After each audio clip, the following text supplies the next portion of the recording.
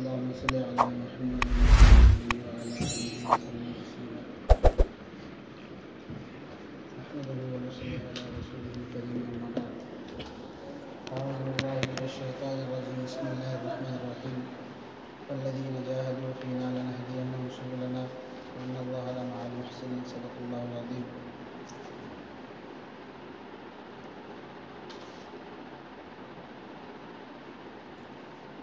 محترم خواتین و حضرات گرامی، اللہ جل شانہ و من والہ کا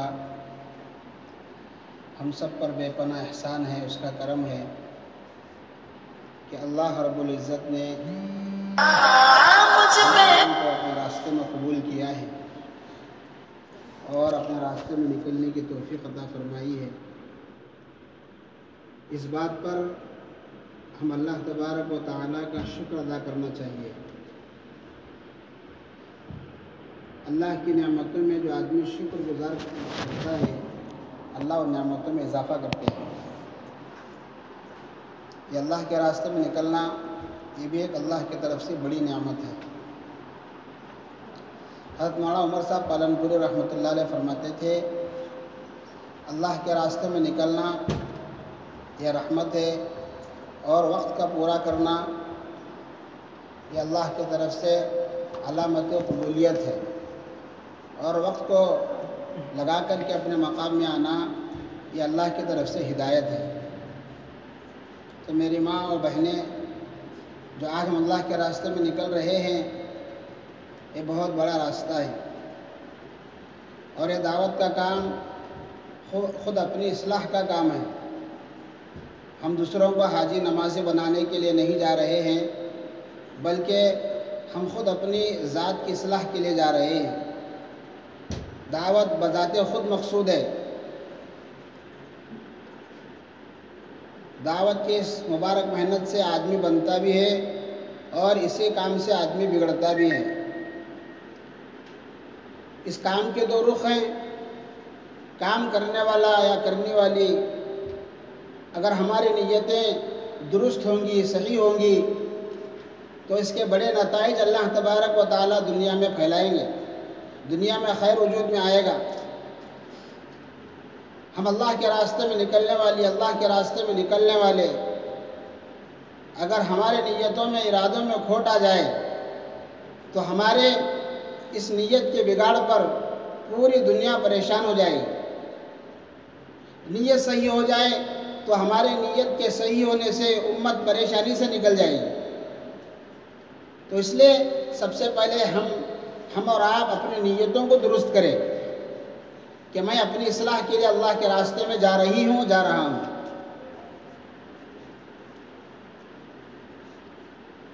حضرت مولانا محمد یونس صاحب رحمۃ اللہ علیہ پونے کے، وہ فرماتے تھے، دعوت کا کام سمندر کی طرح ہے. مثال دیتے تھے، دعوت کا کام سمندر کی طرح ہے. سمندر کے اندر دنیا بھر کی گندگی، دنیا بھر کی غلاظت سمندر برداشت کرتا ہے، سب کو لے کر کے چلتا ہے. لیکن سمندر ایک چیز کو قبول نہیں کرتا. وہ کیا چیز ہے؟ وہ چیز مردار ہے. سمندر مری ہوئی چیز کو، مردار چیز کو قبول نہیں کرتا. سمندر کے اندر منو ٹنوں کی مچھلیاں ہیں، بڑی بڑی مچھلیاں ہیں. اگر سمندر کے اندر کوئی مچھلی مر جائے تو سمندر اسے اپنے پاس رکھتا نہیں ہے، بلکہ اسے ڈھکلتے ڈھکلتے جو ہے سمندر کنارے لگا دیتا ہے. اسی طرح ہمارے دعوت کا کام بھی ہے. اس دعوت کے کام میں سب چلیں گے، ان پڑھ چلیں گے، پڑھے لکھے چلیں گے، کالے گورے چلیں گے، مرد عورت چلیں گے، محنت مزدوری کرنے والے چلیں گے، کسان چلیں گے، نوکری کرنے والے چلیں گے، ملازمت کرنے والے سب چلیں گے اس کام میں. لیکن اس کام میں ایک آدمی نہیں چل سکتا، وہ آدمی بے فکرہ ہے. بے فکر آدمی اس کام میں نہیں چل سکتا. اس لیے کہتے تھے، دائی بعد میں مرتا ہے، سب سے پہلے دائی کی فکر مرتی ہے. اس لیے محترمہ خواتین، ہم اپنی فکروں کو مرنے نہ دیں. ہماری ایک فکر ہو، ہماری ایک اڑن ہو، ہمارے اندر ایک درد ہو، ایک غم ہو. وہ کیا؟ وہ یہ کہ ہم جس بستی میں جا رہے ہیں، جس علاقے میں ہم جا رہے ہیں، اس علاقے میں بسنے والی تمام عورتیں، اس بستی میں بسنے والی تمام عورتیں کیسے اپنے گھروں میں 5 وقت کی نماز اہتمام سے پڑھنے والی بنیں، اور وہاں کے مرد کیسے 5 وقت کی نماز مسجدوں میں جا کر پڑھنے والے بنیں، ایک ماحول وہاں پہ کیسے قائم ہو، ہماری یہ فکر ہو۔ مستورات کی جماعت کے بڑے شرائط ہمارے بڑوں نے بیان کیے۔ مستورات کا کام، مستورات کی جماعت میں بڑے شرائط ہیں اور نازک کام ہے۔ جتنا ہم اصولوں کی پابندی کے ساتھ وقت لگائیں گے، اتنا ہمارے دلوں کے اندر ہدایت والا نور آئے گا۔ اصول کو توڑ کر کے زندگی وقت لگائیں گے، اصول کو توڑ کر کے ہم 3 دن لگائیں گے، بغیر نور کے واپس آئیں گے۔ نہ ہماری ذات کو کوئی فائدہ ہوگا، نہ ہم سے کسی اور کو فائدہ ہوگا۔ تو ہم ہدایت والے نور کے ساتھ وقت لگانا ہے۔ دعوت و تبلیغ میں جتنے اصول ہیں، یہ تمام کے تمام اصول یہ اعمال نبوت ہیں، یہ نبوت والے اعمال ہیں میرے۔ اس لیے ہم وقت کو اصولوں کے ساتھ لگائیں گے، شرائط کے ساتھ وقت لگائیں گے، پابندی کے ساتھ وقت لگائیں گے، فکروں کے ساتھ وقت لگائیں گے۔ ہمارے 72 گھنٹوں کے اندر کوئی ایسا ایک لمحہ بھی ہمارا ضائع نہ ہو جو بے فکرہ ہو۔ ہمارے 72 گھنٹے جو ہیں، ہر ہمارا گھنٹہ وہ فکروں والا ہو، وہ غم والا ہو، وہ کڑن والا ہو۔ حضرت مولانا الیاس صاحب رحمۃ اللہ علیہ کے پاس ایک آدمی آیا اور کہنے لگا کہ مولانا آپ نے تو مستورات کو باہر نکال دیا، یعنی جماعت میں آپ لے جا رہے ہیں 3 دن کے لیے، عشرے کے لیے، 2 ماہ کے لیے، چلے کے لیے، یعنی کہ آپ تو مستورات کو باہر نکال دیا۔ تو مولانا الیاس صاحب رحمۃ اللہ علیہ کہنے لگے بھائی ہم تو مستورات کو باہر نکالے نہیں، بلکہ عورتیں پہلے ہی سے باہر نکل گئی تھی بازاروں میں، ہم نے باہر نکالے کا طریقہ سکھایا ہے۔ تو اس لیے میرے محترم خواتین، ہم اصولوں کے ساتھ وقت لگائیں، پابندی کے ساتھ وقت لگائیں۔ جس مکان میں ہماری جماعت رہے گی تو وہ مسجد کا بدل ہوگی، وہ گھر وہ مکان ہمارے لیے مسجد کا بدل ہے۔ ہم اس مکان کی چیزوں سے تاثر نہ لیں کہ یہاں کا فیان کیسا ہے، یہاں کا صوفہ سیٹ کیسا ہے، اور یہاں کی فرنیچر کیسی ہے، یہ عمارت کتنی ماشاءاللہ بلند ہے۔ ہم وہاں کی چیزوں کی تاثرات نہ لیں، تاثر نہ لیں ان چیزوں کی۔ وہاں کے کپڑے ہیں، وہاں کے جو چیزیں ہیں، اس مکان کی ڈیزائن ہے، یہ تمام چیزوں کا تاثر لیے بغیر ہم وقت کو لگائیں۔ بڑا مکان ہے، بڑا گھر ہے،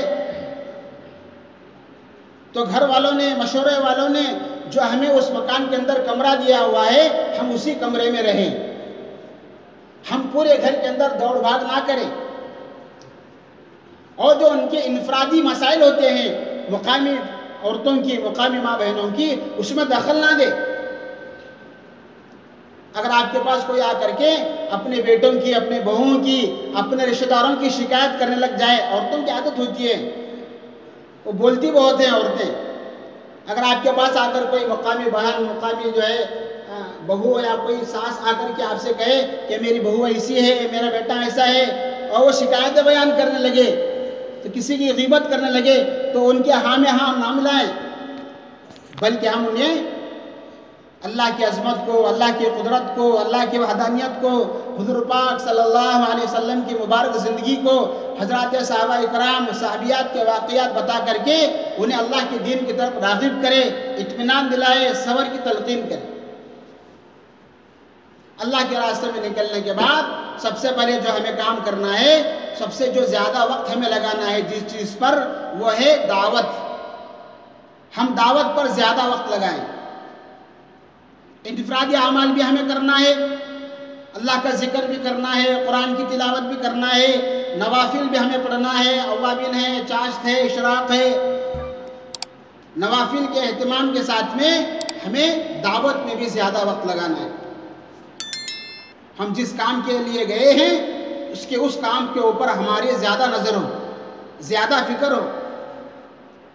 کوئی ماں، کوئی بہن ہمارے لیے کھانا لے کر گھر آ جائے، یا تو کوئی رشتہ نکال کر کے آپ سے ملاقات کرنے آ جائے، تو ان کے پاس بھی دعوت پیش کرے۔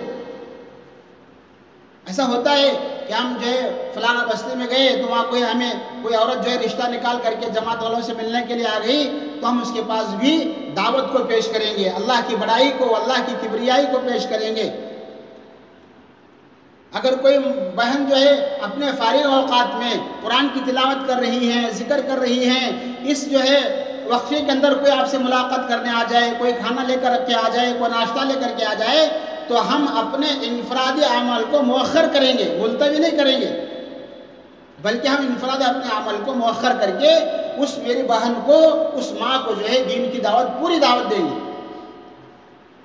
پوری دعوت دیں گے، اور آخر میں تشکیل بھی کریں گے کہ ہم جیسے آئے ہیں آپ کے بستی میں 3 دن کے لیے، آپ بھی اللہ کے راستے میں اپنے محرم کے ساتھ، اپنے شوہر کے ساتھ، اپنے بھائی کے ساتھ، اپنے باپ کے ساتھ آپ بھی ہمارے بستی جماعت لے کر کے آؤ، ایسے تشکیل کریں گے۔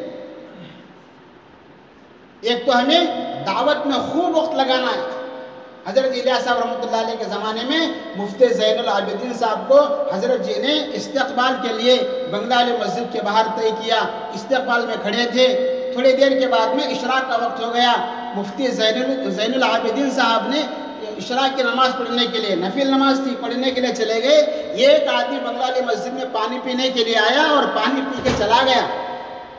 حضرت جی مولانا الیاس صاحب رحمۃ اللہ علیہ نے مفتی صاحب کو بلا کر کے ڈانٹا اور کہا کہ دیکھ، تو نے اپنے انفرادی اعمال میں، نوافل عبادت میں تو لگ گیا، ایک آدمی مسجد میں آیا اور پانی پی کے چلا گیا، دعوت کے بغیر وہ چلا گیا، تو نوافل تو بعد میں بھی پڑھ سکتا تھا، اشراق تو بعد میں بھی پڑھ سکتا تھا، لیکن دعوت کا کام تو سے آج چھوٹ گیا۔ اس لیے میری ماں اور بہنیں، ہم اپنے انفرادی اعمال بھی کریں، لیکن زیادہ وقت جو ہے وہ دعوت میں لگائیں۔ دوسرے نمبر پر فرمایا کہ ہم زیادہ وقت عبادت پر لگائیں، عبادت پر زیادہ وقت لگائیں، تہجد کا اہتمام ہو، نوافل کا اہتمام ہو، ذکر کا اہتمام ہو، قرآن کی تلاوت کا اہتمام ہو۔ جب قرآن کا حلقہ لگتا ہے، اس کے اندر، اس حلقے کے اندر ایک احساس کمتری میری ماں ہمارے جو ہے دل میں آتی ہے کہ میرا قرآن کتنا غلط ہے، میرا قرآن کتنا کچا ہے، میرا قرآن کتنا غلط ہے، اسے کتنا درست کرنے کی ضرورت ہے، مجھے بہت پہلے اللہ کے راستے میں آنا چاہیے تھا، میں بہت دیر کے بعد آ گئی، یہ احساس ہوگا، یہ احساس ہمارے دل میں آئے گا۔ تو ہم قرآن کے حلقے میں بیٹھ کر اپنا قرآن درست کریں۔ جس بہن کو، جس ماں کو قرآن اچھا پڑھنے آتا ہے، ان کے پاس بیٹھ کر کے اپنے سورتوں کو درست کرے، اپنے دعاؤں کو درست کرے، اپنے درود کو درست کرے۔ عبادت میں زیادہ وقت لگانا، دعوت میں زیادہ وقت لگانا، سیکھنے سکھانے میں زیادہ وقت لگانا۔ فضول کاموں میں، فضول باتوں میں ہم اپنا وقت ضائع نہ کریں۔ فضول باتوں میں، فضول کاموں میں وقت ضائع کر کے آ جائیں گے تو میری ماں، میری بہنیں، ہم اپنی زندگی کو خراب کریں گے، نہ خود جمیں گے مقام میں آ کر کے، نہ کسی اور کو جمنے ہم دیں گے۔ ہم دعوت کے لیے، تبلیغ کے لیے آڑ بن جائیں گے۔ ہماری نیت درست ہو، ہم یہ جذبے کے ساتھ اللہ کے راستے میں جائیں کہ میں کچھ سیکھ کر کے آؤں، کچھ بن کر کے آؤں۔ اللہ کے پاس زندگی بنا کر کے پیش کرنا ہے۔ اللہ جو ہے، اللہ کے سامنے اعمال کو بنا کے پیش کرنا، اچھے عمل بنا کے پیش کرنا ہے۔ اور یہی بات اس کام میں سکھائی جا رہی ہے کہ ہمارے اچھے اعمال کیسے ہوں، ہمارے اعمال کیسے اچھے ہوں۔ ہماری زندگی وہ ذمہ داریوں کی زندگی ہے، ذمہ داری والی زندگی ہماری ہے۔ ہم بیکار نہیں ہیں، ہم ذمہ دار بن کے دنیا میں آئے ہیں، تو ہم فکروں کے ساتھ میں جائیں گے، بغیر کوئی تاثر لیے ہوئے وقت کو لگائیں گے۔ ہماری مستورات کے جماعتوں میں کوئی مستورات امیر نہیں ہوگی۔ ہمارے ساتھ میں جو مرد حضرات ہوں گے، ان میں ہمارے امیر ہوں گے۔ مشورے سے جو پرچہ آپ کے پاس آئے گا، وہی پرچہ آپ کے لیے امیر ہوگا۔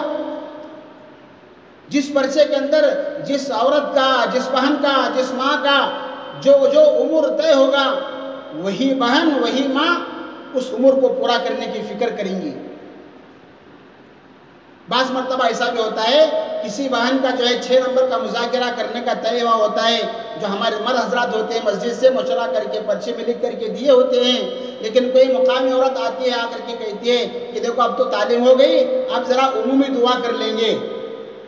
تو ہم ان کو بٹھا کر کے کہیں گے، دیکھو ہمارا کام بہت نازک ہے اور ہمارا کام مشورے سے ہے۔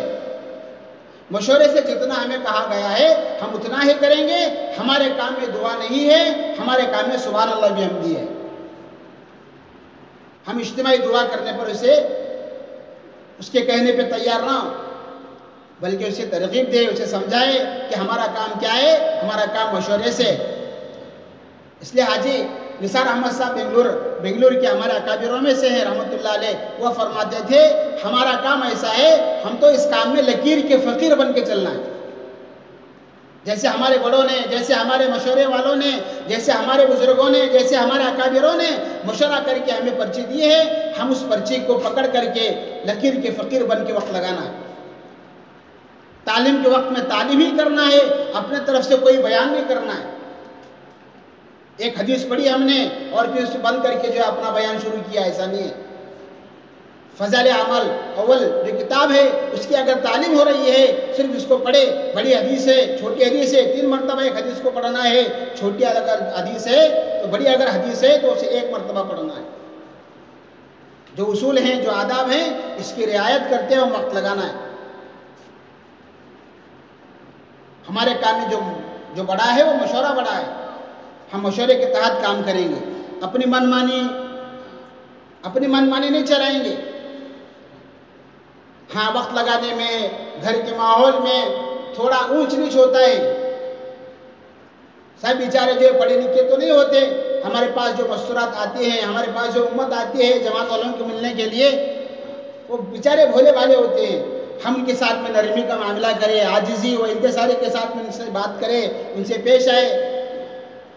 ہمارے اندر سختی نہ ہو, ہماری زبان کے اندر مٹھاس ہو, ہمارے اندر نرماگی ہو, یہ سارے صفات ہیں. تو اب ان صفات کے ساتھ میں وقت کو پورا کرنا ہے, وقت کو لگانا ہے. اور بہت ساری باتیں جو ہے آپ کے سامنے انشاءاللہ اللہ کے راستے میں آئیں گی. ہم اسے سن کر عمل کی نیت سے انشاءاللہ سنیں گے, پھر اس پہ عمل کرنے کی بھی نیت کریں گے بھی انشاءاللہ. بھی آپ کی انشاءاللہ گاڑی تیار ہے ماشاءاللہ. آپ کو جو ہے ابھی گاڑی کے اندر بیٹھنا ہے, پھر سفر کی دعائیں وغیرہ پڑھ کر کے انشاءاللہ جیسے آداب ہوں گے. ماشاءاللہ آپ کی جماعت میں علماء کرام بھی ہیں. یہ آپ کی جماعت تو ماشاءاللہ بڑی خوش قسمت جماعت ہے. جماعتیں ترستی ہیں علماء کے لیے کہ کاش کہ ہماری جماعت میں اگر علماء ہوتے تو کتنا اچھا ہوتا. ماشاءاللہ آپ کی جماعت تو بہت مبارک جماعت ہے. آپ کی جماعت میں علماء کرام بھی ماشاءاللہ موجود ہیں. تو کریں گے انشاءاللہ ایسا. اللہ مجھے آپ کو